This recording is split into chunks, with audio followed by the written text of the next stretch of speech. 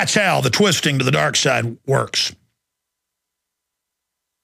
Would you like me to continue here today? Because believe me, the system doesn't like this. People say, well, why are you still alive? Because if they kill me, it will make me a martyr, and everything I've said will then be seen as prophetic. They still may do it. People say, well, then why are you speaking out? Because there's no future unless we beat these people. They've made the decision to be more evil than evil in the name of protecting society, and it doesn't work that way. It's like the Ring of Mordor. It's been turned towards evil, and we're all going to hell in a handbasket here. How did I go from the hijackers and drills off into black ops and off into how they set people up? I don't know. The point is that it's all extremely important, and you need to be made aware of it. And I guess false flag attacks is on my mind, because if I was Obama and the cliques and the power structure that support him, the gangs and the overall governing predator class that are using him as a pawn right now, they're either going to go ahead and let Obama be destroyed, maybe even impeached, or they're going to use this to trigger the pretext for the Phoenix to rise again with false flag terror attacks. So that's probably why I'm getting off into terror attacks. Oh, I started getting off into terror attacks talking about how the West runs Al-Qaeda. Okay, we're going to come back and get into the Nixonian death spiral politically of the lame duck, Mr. Obama, straight ahead. To get into the news here ahead of David Icke joining us, and then we'll have open phones for part of the interview with David and calls into the third hour today with Moreno popping in from Rio de Janeiro. Again, he couldn't make it yesterday because of internet problems. There are a lot of different things I want to get into today, obviously, but Barack Obama declaring executive privilege, and the media is sitting there debating back and forth whether or not he can do this. Could Obama declare executive privilege for, say, selling crack cocaine? Could George W. Bush do that? No, you can't. Could Barack Obama declare executive privilege for, say, not paying his, quote, income taxes at the private Federal Reserve? No, he couldn't. Could Barack Obama declare executive privilege on raping a woman on the White House lawn or roasting a puppy dog on the White House lawn? The answer is no, he couldn't. And so what we see here is this normalization of corruption. It's just like when the troops got caught openly being ordered to grow opium, and they were speaking out against it 5 years ago. They just started having newscasts everywhere admitting they grow the opium to demystify it and claim that it's patriotic to do it. And here's the headline: heroin use is soaring amongst suburban teenagers as deaths from drug more than double in Europe, England, the United States, you name it. It's pouring in because they've gone from 10% of world production to 93% in just 10 years in Afghanistan, thanks to the liberation. And again, the police pull you over and ask you. I had a cop one time pull me over in Austin when I was coming home from a business meeting. He said, have you been drinking? And I said, no. He said, have you done any illegal drugs like heroin, cocaine, PCP? And I just started laughing at him. And I said, come on, you know who brings all that in. I said, do I look like I use heroin, cocaine, or PCP? It's 10 o'clock at night and I'm driving home working. No, I don't use heroin, cocaine, or PCP. But I've had a whole lot of coffee, buddy. Is that okay? I mean, it's a joke. The government ships it in publicly. The big banks launder it. And we have a debate about decriminalizing this. They don't want to decriminalize it because they make 100 times the money, literally. When my grandmother was a little girl, she could go down if somebody had a toothache at her house and just grab a bottle of laudanum for grandma, who, you know, had a lot of toothaches because she liked laudanum. I'm giving a hypothetical story. The point is that you could buy cocaine, heroin, opium, anything you wanted, and drug use was much lower. You make alcohol illegal for 10 years, 9.5 years during Prohibition, crime more than tripled. corruption of police. Everybody knows this. Again, but people say, oh, I'm scared to say that. They might get me. They're going to get you. And I'm going to say this and come back and get into the news. But we had a general manager on yesterday of one of Eric Muller, Mancow's stations. And he's heard from like 60 of his stations that when I'm on or Jesse Ventura's on talking about FEMA camps, it gets scrambled. And by the way, Mancow's freaked out. I mean, he jokes around a lot. He's actually freaked out. This is really happening. And we've gotten some calls. This is happening. So that's why I think it's the EAS at the station. It's not the satellites. Even though the government has the criminals that have hijacked the government. I've got to decondition myself as well, re-educate myself. The criminals that have hijacked the government have these illegal backdoors into everything. They admit they do. 2 months ago, Petraeus, head of the CIA, bragged in a press conference that they're listening to everything without warrants. And they're tracking everything. And the smart meters are really these hubs, like Google cars that have those little masts with all the tech in it to grab all your communications. That's what the smart meter is.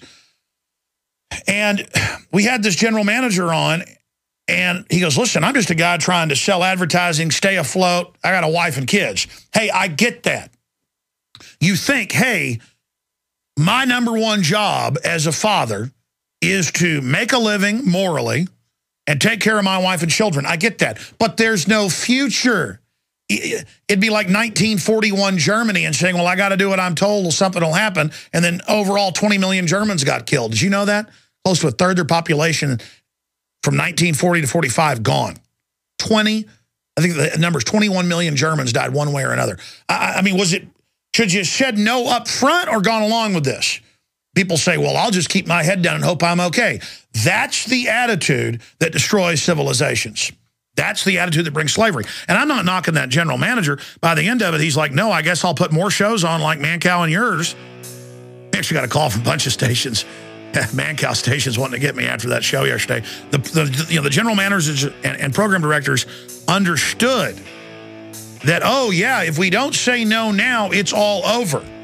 See, that's the thing. We've gotten to this position by giving in, by being afraid, by doing what the authorities say, when the authorities are a bunch of crooks out of control. You going to turn your guns in if Obama says so? I'm going to get back into fear in a moment, and then the Watergate developments for Barack Obama.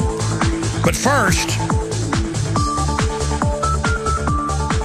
I want to remind you of the CEO of Gibson Guitar we had on late last year. I want to get him back on. He has been raided now, 3 separate times over wood that they've legally bought from India and other areas that's totally renewable, that is modified product, because they have a law in India that they've got to do some finishing of the wood, and it's a made-in-America guitar. He follows all the rules. He has letters from India and letters from Africa where they get the wood, and it doesn't matter. The feds raid them every 6 months or so and take everything they've got as evidence, trying to shut them down, because it is a war against this country.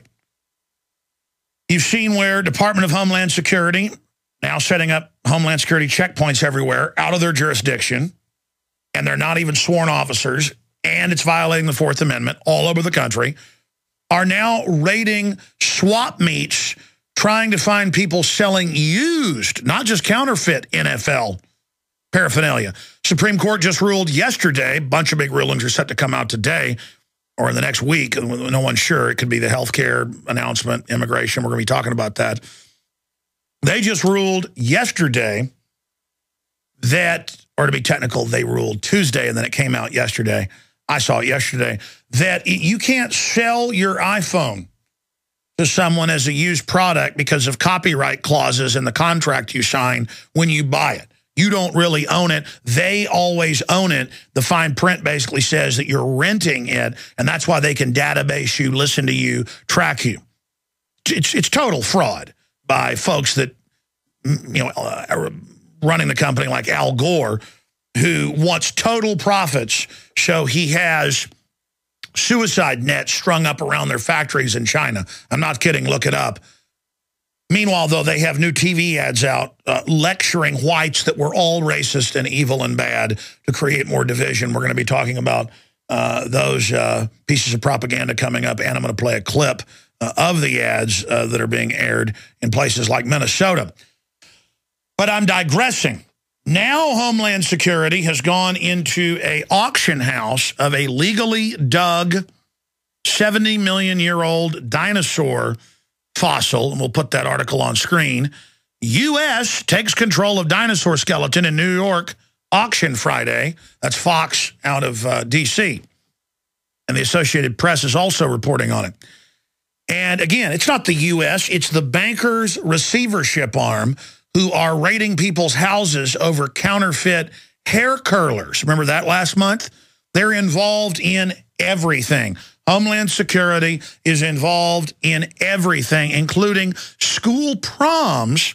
They're now saying it's got to be federally certified, and TSA has to train your local police on the frisking procedures if you want to have a federal certification, which they say you have to have. So they're ordering everyone to be groped out of their jurisdiction, not sworn police. You think I'm joking? Just look it up. Judge orders TSA perform pat-downs at school proms. Look it up. First article that comes up is